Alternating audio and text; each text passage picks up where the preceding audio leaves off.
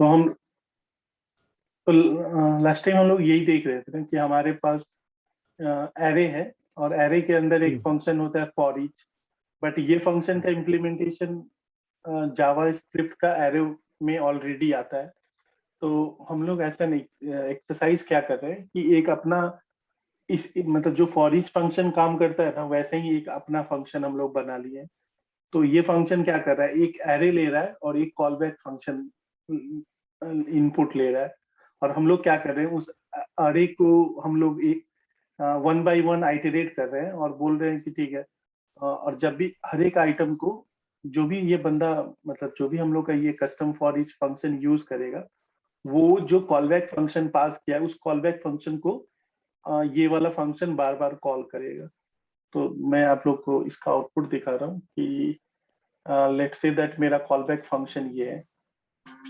तो मैं ये custom for each function call कर रहा हूँ, इसके अंदर मैं ये क्या नाम है, लिस्ट ऑफ नेम जो अरे है वो पास कर दे रहा हूँ और अपना कॉल बैक फंक्शन पास कर दे रहा हूँ।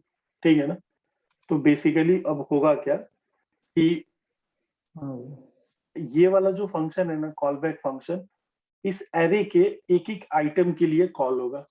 तो अगर आप देखिएगा तो यहाँ पे आ रहा है the length of element is. तो देखिए पहला एलिमेंट क्या है, विवेक, कुणाल, मोहित आदि। तो अब ये देख रहे हैं कि ये जो जब हम लोग ये फंक्शन कॉल करेंगे, तो ये फंक्शन कॉल करेंगे तो हमारा लाइन नंबर 69 पे कॉल जाएगा। तो हम लोग लूप कर रहे हैं, तो पहला बार आई के वैल्यू क्या होगा, 0 होगा। तो 0 होगा तो इस एरे का पहला आइटम को लेके ये वाला फंक्शन कॉल कर देंगे। और ये वाला फंक्शन कॉल बैक फंक्शन है। क्यों है? क्योंकि ये फंक्शन को आप ऐसा इनपुट पैरामीटर पास कर रहे हैं और ये जो कस्टम फॉर ईच फंक्शन है वो उस फंक्शन को बार बार कॉल कर दे रहा है।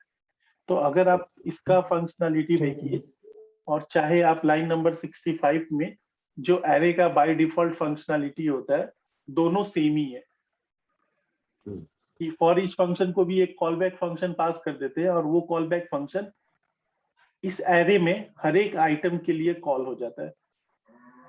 तो इस फंक्शन जो जावा स्क्रिप्ट एरे में फॉर ईच फंक्शन है, उसी का हम लोगों ने एक अपना वर्जन लिख दिया है। करेक्ट। दोनों तरीके से यूज कर सकते हैं फॉर ईच फंक्शन को। तो इसी तरह से जावा हम लोग मोस्टली हम लोग पढ़ तो रहे हैं एरे ही। तो एरे का एरे हो गया। अब इसके बाद जितना भी हम लोग मतलब जावा स्क्रिप्ट में एडवांस चीज पढ़ेंगे ना, उसमें हर एक जगह आपको कॉल बैक फंक्शन का जरूरत पड़ेगा। क्योंकि जावा स्क्रिप्ट है ना, एक एसिंक्रोनस प्रोग्रामिंग बोला जाता है, उस पे बेस्ड है। तो एसिंक्रोनस प्रोग्रामिंग हम लोग थोड़ा आगे पढ़ेंगे, बट आपको ये समझ में आना चाहिए कि आपको क्या करना है कि किसी भी फंक्शन को मतलब जावा स्क्रिप्ट में जितने भी मतलब बहुत सारे ऐसे फंक्शन है ना, जिनको आपको इनपुट है ना फंक्शन ही देना पड़ता है। जब आप फंक्शन को ऐसे इनपुट देते हैं तो वो कॉल बैक फंक्शन कहलाता है। जैसे फॉर एग्जांपल ये बटन है, बटन पे आप क्लिक कर रहे हो, तो यार जब बटन पे क्लिक कर रहे हो तो ये जो मतलब आप कहीं ना कहीं जावा स्क्रिप्ट या ब्राउजर को बताओगे ना कि जब भी मेरा इस HTML एलिमेंट पे कोई बंदा क्लिक कर रहा है तो तुम मेरा फंक्शन कॉल कर देना, और मैं अपने फंक्शन में अपने अनुसार जो लॉजिक लिखना रहेगा लिख लूंगा। तो ये बहुत ही इम्पोर्टेंट कॉन्सेप्ट है। और देखिए सर, जावा स्क्रिप्ट में और भी बहुत सारे फंक्शन होते हैं, तो देखता हूँ मैं 2-3 और करा देता हूँ। तो हम लोगों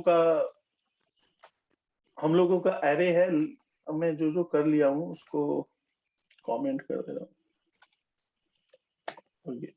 अब देखिए सर, अब हमारा जो फंक्शन है एक, इसको मैं बंद कर देता हूँ और आप असाइनमेंट कर लीजिएगा। राहुल सर आपने किया नहीं था। कौन सा? मोहित ने असाइनमेंट करके भेजा था, वो आपने किया नहीं है एक बार। ठीक है सर, तो जो मेरा ये लिस्ट ऑफ नेम एक एरे है, इसका नाम मैं एरे दे देता हूँ, नेम एरे दे देता हूँ। कौन सा असाइनमेंट? अरे आप वो कल का मेरा व्हाट्सएप चैट देखिएगा, आपको क्लियर हो जाएगा। कल का किया मैंने, वो कॉल बैक फंक्शन वाला ना। ओके ओके, तब ठीक।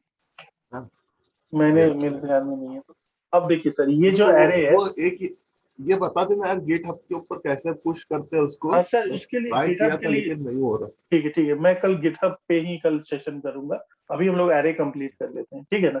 तो मैं चलेगा ठीक। वो क्लियर हो जाएगा। अब ये देखिए, हमारे पास एक एरे है, जिस एरे का नाम मैंने दिया है नेम एरे। अब इस पे है ना, मुझे क्या करना है कि मेरे को पता करना है कि ये एलिमेंट इस एरे में है कि नहीं है। तो उसके लिए एक फंक्शन होता है फाइंड, हम्म, ठीक है ना? तो ये जो फंक्शन होता है फाइंड, उसको हम लोग एक फंक्शन पास करते हैं। तो फंक्शन पास करते हैं, तो या तो आप चाहिएगा फंक्शन बाहर लिखिए, नहीं तो डायरेक्टली इसके अंदर भी फंक्शन लिख सकते हैं, ठीक है ना? तो यहाँ पे क्या है कि यहाँ पे जब आप फंक्शन डायरेक्टली, जहाँ देखिए दो टाइप का होता है। एक तो आपने फंक्शन बनाया, जैसे यहाँ पे हम लोग फंक्शन बना रहे हैं जिसका नाम रखे हैं कॉल बैक फंक्शन। और एक क्या है कि ये जो जहां पे आपको उस फंक्शन का जरूरत है ना, आप वहीं पे वो फंक्शन इन प्लेस बना ले रहे हैं। तो ठीक है, मैं यहाँ पे अभी बाहर लिखता हूँ। इसको एनोनिमस फंक्शन बोला जाता है, बट अभी सिंप्लिसिटी के लिए ज्यादा कंफ्यूजन ना हो तो आप लोग को बताते हैं। इस फंक्शन का नाम मैं लेट से पी रखा हूँ। अब ये देखिए, तो जावा स्क्रिप्ट फाइंड फंक्शन है ना। अब जावा स्क्रिप्ट को पता थोड़े है कि आप एरे में क्या रखे हो और उसको कंपेयर कैसे करना है, राइट? हम्म, तो जावा हम्म, स्क्रिप्ट बोल रहा है कि ठीक है, तुम मेरे को है ना, ये फाइंड फंक्शन के अंदर मेरे को ये बता दो कि तुमको सर्च क्या करना है, और वहां पे वो ओके। फंक्शन पास कर दो। मैं तुम्हारा फंक्शन को बार बार कॉल करूंगा, अब तुम मेरे को बताना कि ये एलिमेंट क्या है। तो फॉर एग्जांपल मैंने वहाँ पे यहाँ है पे, कि नहीं? हाँ हाँ। वहां पे है कि नहीं। तो मैंने क्या किया, ये फाइंड फंक्शन है उसको पी पास कर दिया। और ये पी हम्म, फंक्शन है ना, वो आइटम को, मतलब जो ये जो एरे है ना, तो उसमें क्या करेगा एरे, ये फाइंड फंक्शन क्या करेगा, इस एरे में एक एक एलिमेंट को लेगा और आपके फंक्शन को कॉल करेगा। और आपको क्या यहाँ पे लॉजिक लिखना है ना, कि आपको क्या उसमें सर्च करना है वो लिख दीजिए। तो मैं लिख रहा हूँ कि अगर जो मेरा आइटम है वो लेट से आदि के बराबर है कि नहीं। अगर आदि के बराबर है तो ये फंक्शन क्या रिटर्न करेगा, ट्रू।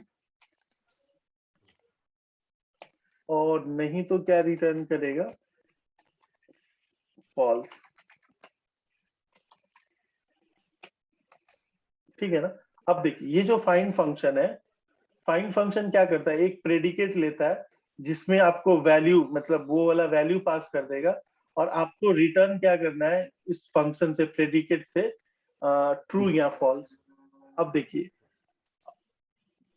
तो ट्रू या फॉल्स रिटर्न करना है, तो लेट्स से मैं देखता हूँ कि ये फंक्शन फाइंड करके देता है कि नहीं। तो अब देखिए, अब मैं ये जो फंक्शन एफ प्रिंट कर रहा हूँ और यहाँ पे कंसोल डॉट लॉग, तो ये देखिए, ये बता दिया ना कि आदि इसके अंदर है, राइट?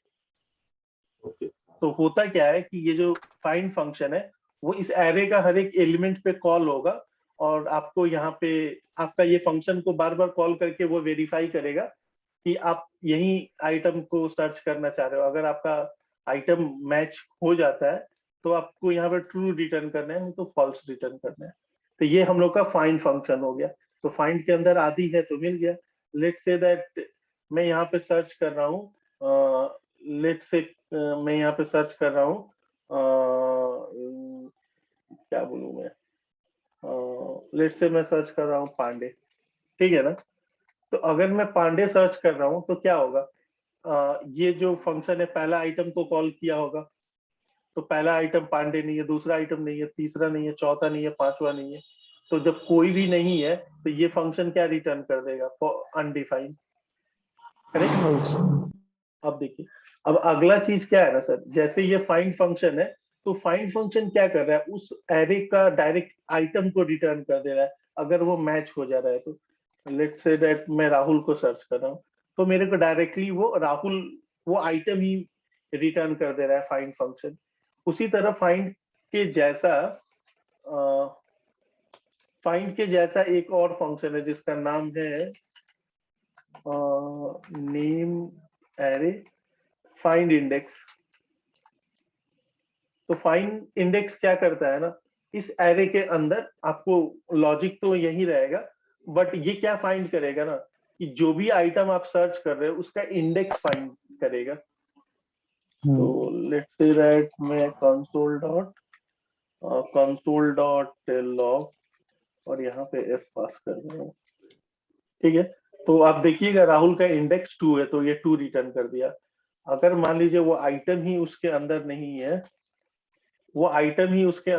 है, तो क्या करेगा, -1 रिटर्न करेगा, क्योंकि एरे का इंडेक्स 0 1 2 3 से जाता है, वो कभी -1 तो नहीं हो सकता है ना। अगर फाइंड इंडेक्स -1 रिटर्न कर रहा है, इसका मतलब हो गया कि ये आइटम इस एरे में नहीं है, ठीक है ना। तो हम लोगों ने दो फंक्शन पढ़ लिया, और फिर उसके बाद हम लोग उसी तरह एरे में बहुत सारा फंक्शन है, आप लोग मतलब जब देखिएगा तो आपको क्लियर होगा। और देख लेता हूँ कि और क्या क्या फंक्शन, जैसे फाइंड बहुत इंपॉर्टेंट फंक्शन है, ठीक है ना। और इसमें बहुत सारा फंक्शन है जो मतलब आप लोग अभी पढ़ा दूंगा तो आप लोग कंफ्यूज हो जाओगे, लेकिन जैसे जैसे हम लोग रियल प्रोग्राम करेंगे ना तो हम लोगों को जरूरत पड़ेगा।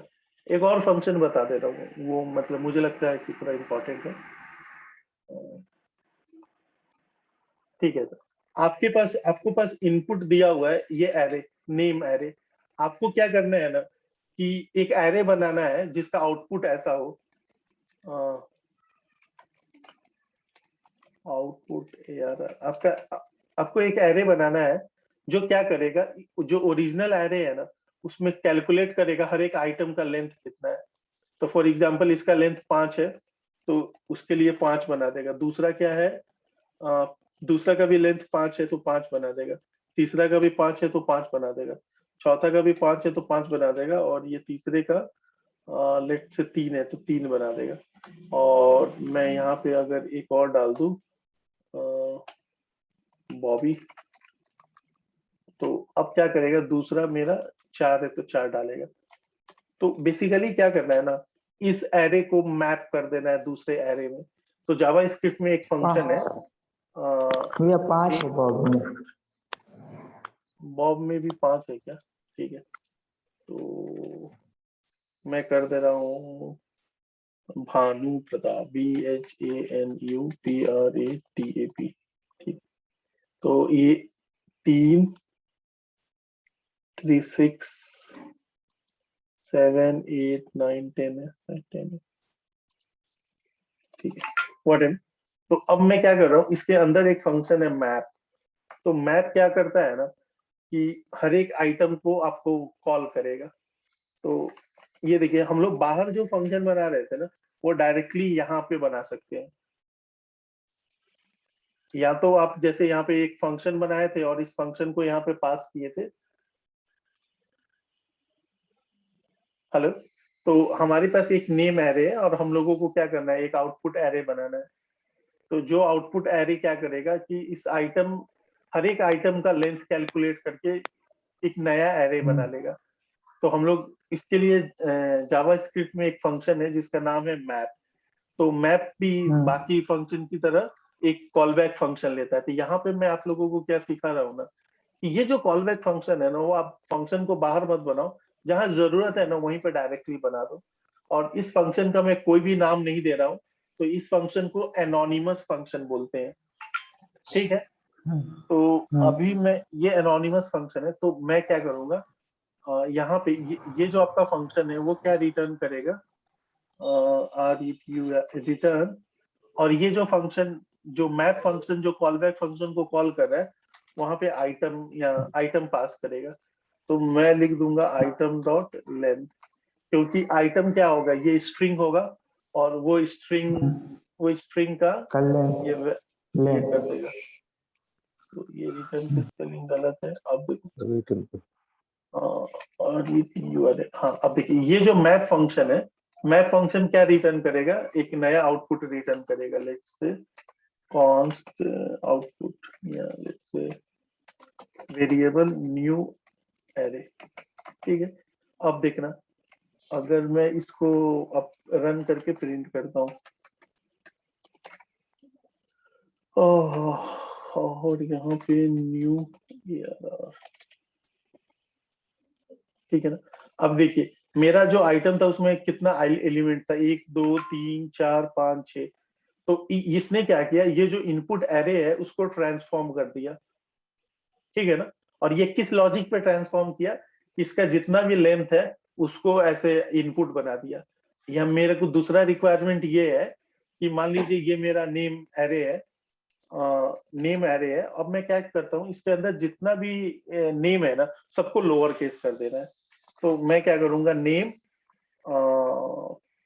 Const CONST upper case array, मैं कुछ भी नाम दे सकता हूँ। और जब जो नेम एरे है ना उसके अंदर एक फंक्शन है मैप, और मैप क्या लेता है, एक फंक्शन लेता है। तो मैं क्या करूंगा, फंक्शन को बाहर डिफाइन करने की बजाय मैं डायरेक्टली वहीं पे डिफाइन कर लेता हूँ। और ये फंक्शन क्या करेगा, आइटम लेगा। और यहाँ पे मेरे को रिटर्न क्या करना है कि ये देखिए ये बेसिकली क्या कर रहा है, नेम एरे मैप फंक्शन क्या करता है ना, आपसे एक फंक्शन लेता है और इसमें आपको वो आइटम पास कर देगा जो वो करेंटली एग्जीक्यूट कर रहा है। जब आपको आइटम मिल गया ना तो उस आइटम को, यानी कि इस आइटम के बदले आप कौन सा आइटम को ट्रांसफॉर्म करना चाह रहे हो, मैप का मतलब ही है ना, मैपिंग कर रहे हो। तो इसको जब आप ट्रांसफॉर्म करना चाह रहे हो तो क्या करना चाह रहे हो, तो मैं क्या करना चाह रहा हूँ, जो आइटम है ना उसको अपर केस में कर दे रहा हूँ, टू अपर केस ऐसे करके एक फंक्शन होता है। और ये मेरा काम क्यों नहीं कर रहा है, काम तो करना है।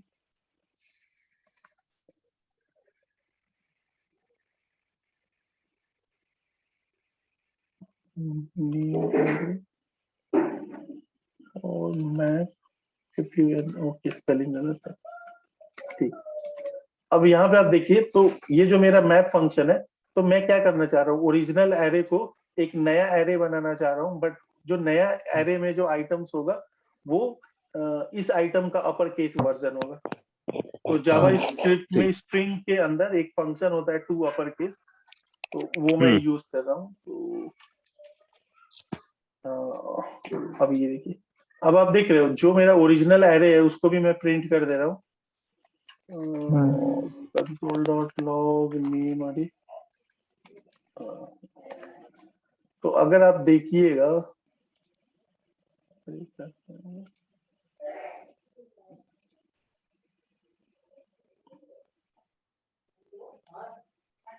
अब ये देखिए ये मेरा ओरिजिनल एरे है और ये मेरा मैप्ड एरे है। तो हर एक लेटर को अपर केस करके एक नया एरे बना लिया हूं मैं। तो मैप फंक्शन का काम ये होता है। तो आप लोगों ने मैप पढ़ लिया, फाइंड पढ़ लिया और फाइंड इंडेक्स पढ़ लिया। एक लास्ट एरे देख रहा हूँ, एक लास्ट चीज मैं कर रहा हूँ कि लेट्स से दैट ये मेरा आउटर एरे है और मैं इसके अंदर मेरे को चेक करना है कि कोई इस एरे के अंदर कोई आइटम है कि नहीं है।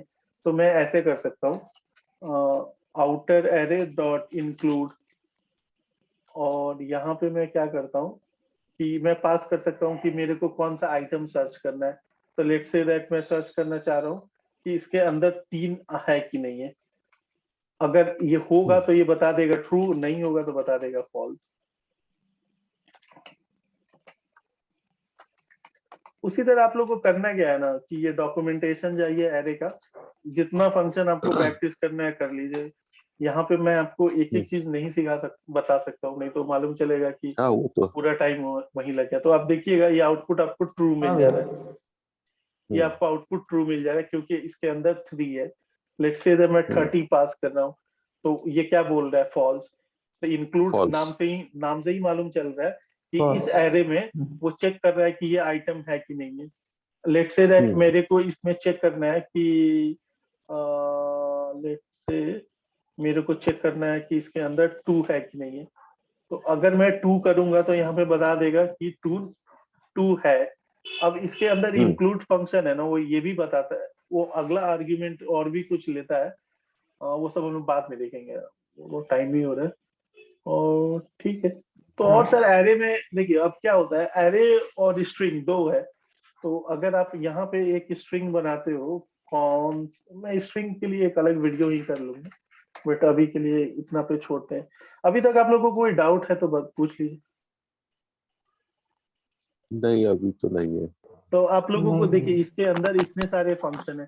कॉनकैट फंक्शन आप लोगों को पता ही दिया हूँ। और एवरी फिल्टर, हाँ फिल्टर एक बहुत इंपॉर्टेंट चीज है, वो भी बता सकता हूँ। तो अगर आपके पास एक एरे है, आउटपुट एरे, और आप इसके अंदर है ना फिल्टर अप्लाई करना चाह रहे हो, तो फिल्टर अप्लाई करने का मतलब, हाँ फिल्टर अप्लाई करने का मतलब है ना कि आप इसके अंदर आइटम को फिल्टर करना चाह रहे हो। तो फिल्टर का मतलब क्या हो गया कि लेट से मेरे को क्या करना है, इसके अंदर जितना भी इवन नंबर है ना उसको फिल्टर आउट करना है। तो मैं एरे डॉट फिल्टर कॉल करूंगा। फिल्टर मतलब छानना ही होता है, तो मतलब, और इसके अंदर एक फंक्शन पास करना रहता है। तो आप फंक्शन बाहर भी लिख सकते हो, अंदर भी लिख सकते हो। अगर आप कोई फंक्शन बना रहे हो और उसका नाम नहीं दे रहे हो तो इसको एनोनिमस फंक्शन बोला जाता है। एनोनिमस मतलब जिसका नाम ना हो। तो अब देखिए हाँ ये जो फंक्शन है वो आइटम है। तो इसके अंदर मेरे को फिल्टर के अंदर या तो ट्रू पास करना होता है या फॉल्स पास करना रहता है। अगर आपको रखना है तो ट्रू पास कीजिए, नहीं रखना है तो फॉल्स पास कीजिए। तो मैं क्या चेक कर रहा ओके हूँ कि item modulus two, modulus two का मतलब मैं चेक करना चाह रहा हूँ कि ये इवन है कि ऑड है। तो अगर इसका 2 से पूर्णतः भाग लग जाता है तो इसका रिमाइंडर 0 होगा। तो जब रिमाइंडर 0 होगा तो मतलब क्या होगा, वो इवन नंबर होगा। तो मैं ट्रू पास कर दे रहा हूँ, और एल्स में ठीक है मैं फॉल्स पास कर दे रहा हूँ, FALSE। ठीक है। अब ये देखिए ये जो मेरे को आउटपुट रिटर्न करेगा कॉन्स्ट फिल्टर्ड फिल्टर्ड नंबर। तो इसमें console.log filtered नंबर, किधर गया भाई। तो यहाँ से देखिए सर उसने क्या किया कि जो भी मेरा इवन नंबर है उसको फिल्टर कर दिया, राइट। अगर, अरे सॉरी यहाँ पे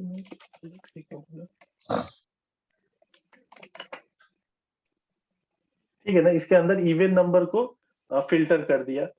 अब देखिए अब मेरे को क्या करना है कि इसमें 2 ही इवेंट नंबर था, 10 और ये, तो दोनों को हटा दिया। दो और लेट से मैं यहाँ पे 4 डाल दूं और 6 डाल दूं, 1 डाल दूं।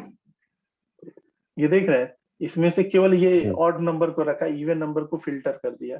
अगर मैं इसका उल्टा करना ओके चाहता हूँ तो यहाँ पे मैं उल्टा कर दूंगा। मैं क्या करना चाहता हूँ कि केवल इसमें ऑड नंबर को रखना चाह रहा हूँ। तो ऑड नंबर तभी होगा जब इसका रिजल्ट 0 से कुछ और होगा। तो आप देख रहे हो तो इसके अंदर केवल मेरा इवन नंबर है। थोड़ा सा मैं उल्टा बोल दिया हूँ बट आप लोग समझ गए। हाँ और समझ गए उसी तरह हाँ बहुत भैया सारा समझ गया। फंक्शन, उसी तरह बहुत सारा फंक्शन है सर। और जैसे जैसे यूज पड़ता है ना तो आदमी आके देख लेता है। फॉर ईच, एक फ्रॉम, इंक्लूड्स तो आप बता दिए। इंडेक्स ऑफ फंक्शन है ना, वो आपको इंडेक्स ही दे देगा। ये नया मेथड है। जो फाइंड इंडेक्स है ना और इंडेक्स ऑफ दोनों ऑलमोस्ट एक ही जैसा काम करता है। ये जॉइन और स्प्लिट एक फंक्शन होता है, वो आप लोग बाद में देखिएगा। जैसे फॉर एग्जांपल सर ये जो नंबर है, अगर आप इसको ज्वाइन करना चाहते हो तो आप ये कर सकते हो, console.log out array dot join, और मैं ज्वाइन करना चाहता हूँ खाली स्पेस की जगह। तो अगर आप ये देखिएगा ये पूरा नंबर को एक साथ ज्वाइन कर दिया, ठीक है ना। तो और इसके अंदर और भी बहुत सारे फंक्शन होंगे सर। तो ये पुश रिवर्स आप लोग को पता ही है, शिफ्ट पता ही है। स्लाइस आप लोग को मैंने पहला दिन बताया था। शॉर्ट फंक्शन है, एक शॉर्ट बहुत इंपॉर्टेंट है। तो शॉर्ट जो फंक्शन है वो बहुत इंपॉर्टेंट है। तो मतलब जैसे एलिमेंट को मेरे को असेंडिंग या डिसेंडिंग ऑर्डर में असाइन करना रहता है, तो मैं शॉर्ट फंक्शन यूज कर लेता हूँ, ठीक है ना। तो ये देखिए ये जो मेरा मार्च ओट्स है उसको अल्फाबेटिकली सॉर्ट कर दिया है, ठीक है। तो ठीक है, आप लोग एरे का ये वाला जो डॉक्यूमेंट है ना इमेज, उसका एटलीस्ट एक एक को प्रैक्टिस कर लीजिएगा लोग, तो इम्पोर्टेंट होगा। और कल हम ठीक है लोग गिट ठीक है भैया। गिट के बारे में पढ़ लिया जाएगा। कि आप लोग को जो असाइनमेंट देते हैं गिट क्या होता है, कैसे यूज किया जाता है, और गिटहब पे अकाउंट आप लोग बना लीजिएगा सो दैट कि जो बताऊंगा वो आप लोग के लिए मायने रखेगा। ठीक है, तो आज के लिए यहाँ पे एंड करते हैं। कल हम लोग गिट पढ़ लेंगे। अब परसों हम लोग फॉर लूपिंग पढ़ेंगे, क्योंकि मैं आप लोग को सब कुछ बता रहा हूँ लेकिन मैंने लूपिंग पे कोई वीडियो नहीं किया अभी तक। तो वो लूपिंग करेंगे लोग, फिर उसके बाद हम लोग स्ट्रिंग पढ़ेंगे, फिर उसके बाद हम लोग कुछ दिन CSS पढ़ेंगे, ऐसे करके। मतलब बहुत दिन से जावा स्क्रिप्ट हो रहा है तो मे भी आप लोग बोर हो रहे होंगे।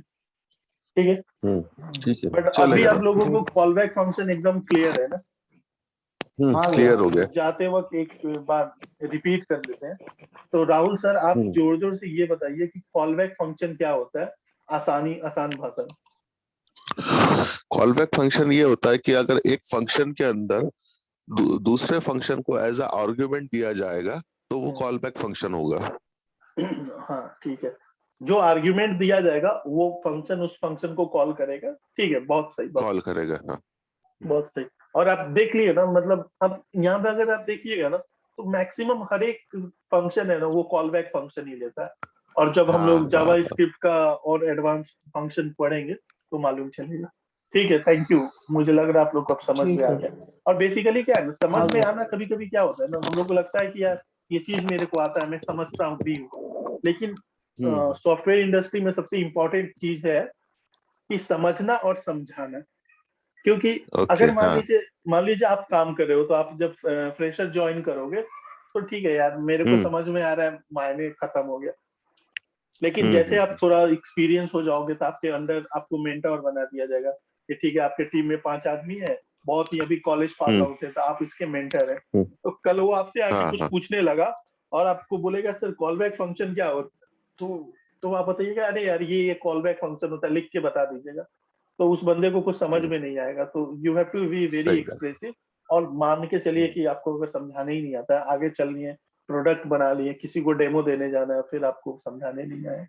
तो इसीलिए समझाने के लिए हम लोगों को जार्गन्स और उसका इन एंड आउट पता होना चाहिए। जैसे हम लोग मैथ्स भी ट्यूशन पढ़ाते थे तो उसमें 2 टाइप के टीचर होता था मोस्टली। जो मेरे कॉलेज में ऐसा मैंने देखा था कि वहां पे क्या होगा, कोई टीचर है ना एकदम अच्छे तरह से बताएगा, हर एक कॉन्सेप्ट को बताएगा, उसका प्रैक्टिकल यूज केस बताएगा, उसका थ्योरी भी बताएगा।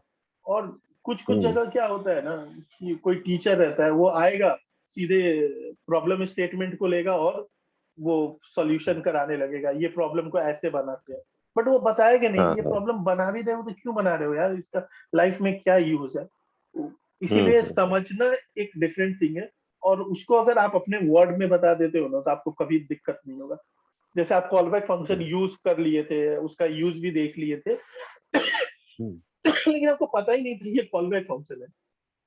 सही बात है। हाँ, और आप मतलब मान लीजिए अभी तो हम लोग छोटा मोटा प्रोग्राम बता रहे हो, जब आप कोई बड़ा बड़ा एप्लीकेशन बताओगे तो आप उसको मतलब उसको कहीं आपको बताना है कि यार यहाँ पे ये वाला फंक्शन तुम कॉल कर लो, या यहाँ पे कॉल बैक फंक्शन अप्लाई होगा। तो ये जो कॉल बैक फंक्शन बोलना है तो आप उसको थोड़े बोलोगे यहाँ पे एक ऐसा फंक्शन लिख देना, आपको बताना है ना। इसीलिए हमारे इंडस्ट्री में सॉफ्टवेयर में प्रॉपर जार्गन्स का यूज करना आसान है। मेरा मतलब हम लोग कभी कभी एक कॉन्सेप्ट होता है डिजाइन पैटर्न। तो डिजाइन पैटर्न क्या होता है कि दुनिया में जो बहुत कॉमन प्रॉब्लम्स है ना उसके लिए एक स्टैंडर्ड तरीका होता है सॉल्व करने का, उसी को डिजाइन पैटर्न बोलते हैं। तो मान लीजिए हम लोगों को ये जैसे इवेंट लिस्नर का आपको जो एग्जांपल बताया था, तो ये बेसिकली एक टाइप का ऑब्जर्वर पैटर्न होता है कि आप ये क्लिक इवेंट के लिए ऑब्जर्व कर रहे हो, और जब भी